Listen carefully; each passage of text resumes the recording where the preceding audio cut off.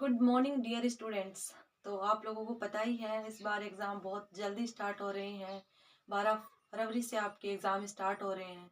तो बस तैयारी में जुट जाइए मेरे साथ और आपकी हेल्प करने वाली हूँ मैं।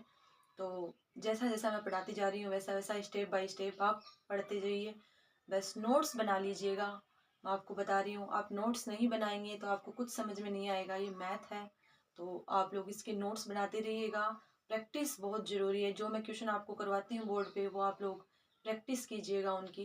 तो आज हम लोग पढ़ने वाले हैं वास्तविक संख्याएं और ये क्लास हमारी इंट्रोडक्शन वाली क्लास रहेगी। इसमें हम लोग इंट्रोडक्शन करेंगे कि वास्तविक संख्याएं क्या होती है, कौन कौन सी होती है और इसके क्या यूज़ शुरू करते हैं।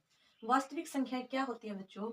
वे संख्याएं, यहाँ से लिखेंगे वे संख्याएं, वे संख्याएं जिनमें, वे संख्याएं जिनमें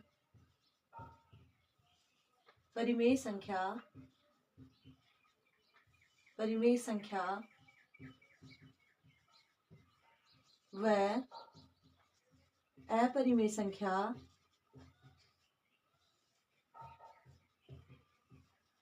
शामिल होती है,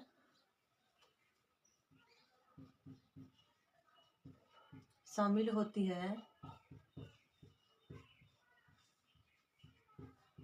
क्या कहलाती है? वास्तविक संख्याएं कहलाती है।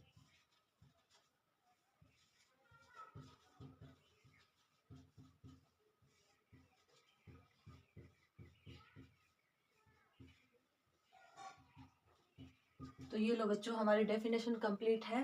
फिर से पढ़ेंगे। वे संख्याएं जिनमें परिमेय संख्या व अपरिमेय संख्या शामिल होती है वास्तविक संख्याएं कहलाती हैं। इसके बाद हम पढ़ेंगे परिमेय संख्या क्या होती है। यहाँ से लिखेंगे परिमेय संख्या। तो हम पढ़ेंगे परिमेय संख्या के बारे में। परिमेय संख्या क्या होती है? वे संख्या, वे संख्याएं जिन्हें हम, वे संख्याएं जिन्हें हम p बटा q के रूप में, p बटा q के रूप में लिख सकते हैं, लिख सकते हैं, सॉरी, लिख सकते हैं। जहां क्या होना चाहिए बच्चों? जहां q नॉट इक्वल 0 होना चाहिए। क्या होना चाहिए? q 0 के बराबर नहीं होना चाहिए। और जहां p व q, जहां p और q क्या होने चाहिए? p और q एक पूर्णांक है। कौन कौन सी संख्याएं होती है हमारी परिमेय संख्या में? एग्जाम्पल लिखेंगे। फॉर एग्जाम्पल क्या होती है? 5, 2.5 और 1/2। ये किस में आते हैं बच्चों? परिमेय संख्या में आते हैं। इसके बाद हम पढ़ेंगे अपरिमेय संख्याएं। अपरिमेय संख्याएं, अपरिमेय संख्या क्या होती है मेरे प्यारे बच्चों? वे संख्याएं, वे संख्याएं, वे संख्याएं जिन्हें हम p बटा q के रूप में नहीं लिख सकते, के रूप में नहीं लिख सकते, लिख सकते। फॉर एग्जाम्पल कौन सी संख्याएं होती हैं? जैसे रूट की संख्याएं, √3। और कौन सी होती है? पाई। ऐसी संख्याएं कौन सी होती हैं? अपरिमेय संख्या होती है। इसके बाद हम पढ़ेंगे बच्चों, इसके बाद हम पढ़ेंगे यूक्लिड परिमेय। तो यहां से मैं लगा देती हूँ यूक्लिड विभाजन परिमेय। ये क्या होती है बच्चों? जो दो धनात्मक पूर्णांक, दो धनात्मक पूर्णांक ए और बी को, एक समीकरण है छोटा सा बच्चों, कौन सा समीकरण है, A equal B Q plus R, इसको क्या करनी चाहिए, संतुष्ट करनी चाहिए।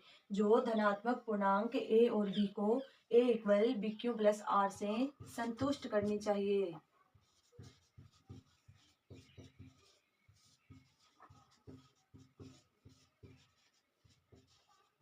संतुष्ट करनी चाहिए। जहां, अब इसकी भी कुछ शर्तें हैं बच्चों, कौन सी शर्तें हैं, जहां क्या होना चाहिए बच्चों, आर 0 के या तो बराबर हो या फिर इक्वल हो, और किससे छोटा हो बच्चों, यहाँ से आर किसके छोटा हो बच्चों, बी से छोटा हो। जहां 0 आर के इक्वल हो या फिर छोटा हो आर, या फिर बी से आर छोटा हो। समझ गए बच्चों, ये क्या होती है, यूक्लिड विभाजन प्रमेय। इसका प्रयोग कब किया जाता है, इसका उपयोग HCF, जिसको हम क्या बोलते हैं बच्चों, जिसका उपयोग महत्तम समापवर्तक, जिसको हम क्या बोलते हैं बच्चों, HCF निकालने में किया जाता है।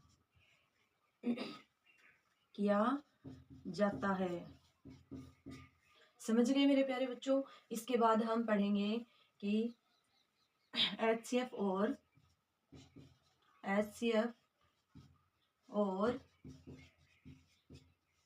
LCM व उनकी संख्याओं के बीच संबंध। अब इनके बीच संबंध क्या होता है बच्चों, इनके बीच संबंध होता है कि HCF और LCM का गुणनफल क्या होता है मेरे प्यारे बच्चों, HCF और LCM का गुणनफल संख्याओं के गुणनफल के बराबर होना चाहिए। ये क्या हो जाएगा बच्चों, HCF और LCM व उनकी संख्याओं के बीच संबंध हो जाएगा मेरे प्यारे बच्चों। इसके बाद हम क्या पढ़ेंगे, अभाज्य विभाजन प्रमेय। क्या कहते हैं इसे, अभाज्य विभाजन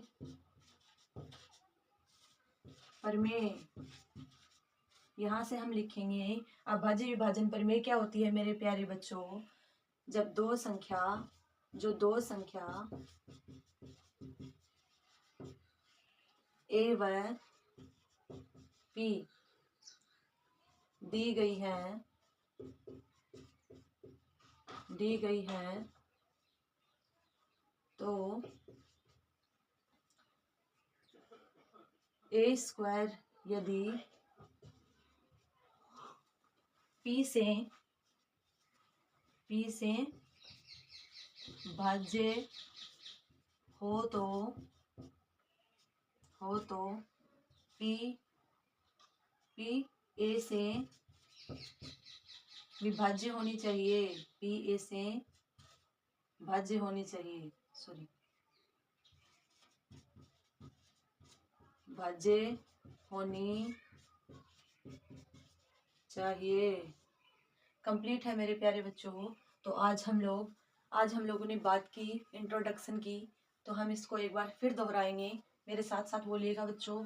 सबसे पहले है वास्तविक संख्याएं, वे संख्याएं जिनमें परिमेय संख्या व अपरिमेय संख्या शामिल होती है, क्या कहलाती है मेरे प्यारे बच्चों, वास्तविक संख्याएं कहलाती है।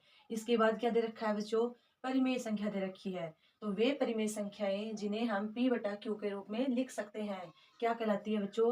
परिमेय संख्या कहलाती है। इसमें भी एक शर्तें दे रखी हैं। क्या शर्तें हैं बच्चों? जहाँ q का मान 0 नहीं होना चाहिए, q नॉट इक्वल 0। और क्या दे रखी है बच्चों? और जहाँ p और q एक पूर्णांक होना चाहिए। इसके बाद एग्जाम्पल दे रखे हैं बच्चों। एग्जाम्पल में कौन कौन से आएंगे? 5, 2.5, 1/2 ऐसी कुछ संख्याएं हैं, ये एग्जाम्पल के लिए दी गई हैं। इसके बाद क्या है मेरे प्यारे बच्चों? इसके बाद है अपरिमेय संख्याएं। अपरिमेय संख्या कौन सी होती है बच्चों? वे संख्याएं जिन्हें हम p/q के रूप में नहीं लिख सकते, सॉरी, वे संख्याएं जिन्हें हम p/q के रूप में नहीं लिख सकते, ये परिमेय संख्या के अपोजिट है। वे संख्याएं जिन्हें हम p/q के रूप में नहीं लिख सकते क्या होती हैं? अपरिमेय संख्या होती हैं। कौन कौन सी संख्याएं शामिल होती है मेरे प्यारे बच्चों इसमें होती है √3, जो भी रूट की संख्याएं हैं वो, और पाई, ये क्या होती है? अपरिमेय संख्या होती है। ये एग्जाम्पल में दे रखा है मेरे प्यारे बच्चों। इसके बाद क्या है? यूक्लिड विभाजन परिमेय। क्या कहलाती है यूक्लिड विभाजन परिमेय? तो मेरे प्यारे बच्चों, जो दो धनात्मक पूर्णांक a और b को a इक्वल BQ+R से संतुष्ट करनी चाहिए। मतलब जो a, b, q इनके मान हैं वो इस समीकरण में रख के देखेंगे, अगर इसको संतुष्ट कर रही है तो वहां क्या लगेगी मेरे प्यारे बच्चों? यूक्लिड विभाजन परिमेय। इससे क्या होता है मेरे प्यारे बच्चों? इसमें देखिए यहाँ से r क्या होना चाहिए? या तो 0 के बराबर होना चाहिए या 0 से बड़ा होना चाहिए। यही b क्या होना चाहिए? b r से हमेशा क्या होगा? बड़ा होगा मेरे प्यारे बच्चों। इसका उपयोग किस में किया जाता है? इसका उपयोग महत्तम समापवर्तक, जिसे हम HCF कहते हैं, निकालने में किया जाता है। इसके बाद क्या दे रखा है मेरे प्यारे बच्चों? HCF और LCM का, उनकी संख्याओं के बीच संबंध। तो LCM और HCF से क्या समझेंगे मेरे प्यारे बच्चों? HCF और LCM का हम गुणा करेंगे, वो किसके बराबर होगा मेरे प्यारे बच्चों? वो उनकी संख्याओं के गुणनफल के बराबर होगा। तो इससे ये समझ जाएंगे। इसके बाद क्या दे रखा है मेरे प्यारे बच्चों? इसके बाद दे रखा है अभाज्य विभाजन परिमेय। ये किस में काम आती है? ये सिद्ध करने के लिए काम आती है। तो देखते हैं, जो दो संख्याओं a व p दी गई हैं अपने, या फिर मान ली, जो दो संख्याएं a व p दी गई हैं, जहाँ क्या होना चाहिए बच्चों? a² यदि p से भाज्य हो तो p क्या होना चाहिए मेरे प्यारे बच्चों? a से भी भाज्य होना चाहिए। ये क्या कहलाती है? अभाज्य विभाजन परिमेय। आज हम लोगों ने बात की वास्तविक संख्याएं क्या होती है, परिमेय संख्या क्या होती है, यूक्लिड विभाजन परिमेय के बारे में हमने पढ़ा है, HCF और LCM के बीच संबंध हमने देखा है। ठीक है मेरे प्यारे बच्चों, और अभाज्य विभाजन परिमेय हमने पढ़ ली। नेक्स्ट क्लास हमारी होने वाली है वास्तविक संख्याएं का फर्स्ट चैप्टर। कौन सा होगा मेरे प्यारे बच्चों? 1.1 हम पढ़ाने वाले हैं नेक्स्ट वीडियो में। तो thank you for the watching.